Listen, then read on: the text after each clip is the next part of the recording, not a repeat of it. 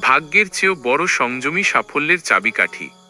আমাদের চারপাশে এমন অনেক মানুষ আছেন যারা জীবনের প্রতিটি ব্যর্থতার জন্য ভাগ্যকে দায়ী করে। আমার ভাগ্যে নেই, কপালে সাফল্য ছিল না, এই ধরনের কথাগুলো যেন আমাদের জীবনের অজুহাত হয়ে দাঁড়িয়েছে। কিন্তু সত্যিটা হলো, ভাগ্য নয়, সংযম এবং অধ্যবসায়ী হলো সেই আসল চাবিকাঠি যা সাফল্যের দরজা খুলে দেয়।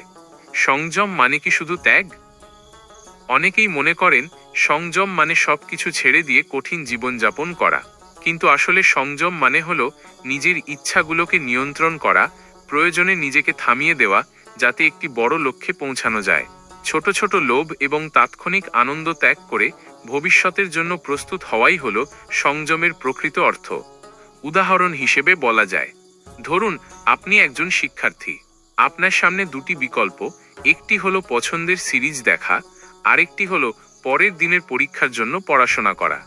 মন হয়তো বলবে আজ একটু বিশ্রাম নিই, কিন্তু আপনি যদি সেই মুহূর্তে সংযম দেখাতে পারেন, তাহলে আপনি নিজের ভবিষ্যতের প্রতি সম্মান দেখাচ্ছেন। এটাই সাফল্যের প্রথম ধাপ। সফল মানুষেরা কি ভাগ্যে বিশ্বাস করতেন? Steve jobs, APJ Abdul Kalam, Swami Vivekananda, এদের কারো সাফল্যই ভাগ্যের ওপর নির্ভরশীল ছিল না।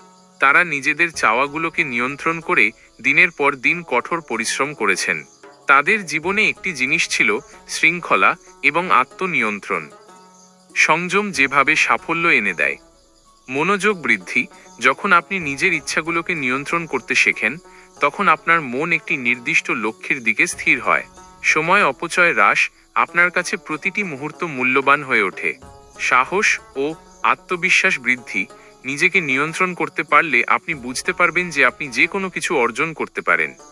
শেষ কথা, ভাগ্য কেবল একটি গল্প যা আমরা নিজেদের ব্যর্থতা ঢাকার জন্য ব্যবহার করি। কিন্তু সংযম হলো সেই বাস্তব শক্তি যা দিয়ে মানুষ পাহাড়ও সরিয়ে ফেলতে পারে। তাই আজ থেকে অজুহাত নয়, নিজের ওপর নিয়ন্ত্রণ প্রতিষ্ঠা করুন।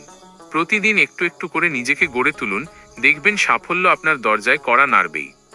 আপনার হাতেই আছে সেই চাবিকাঠি, শুধু দরজাটা খোলার সাহস দেখান।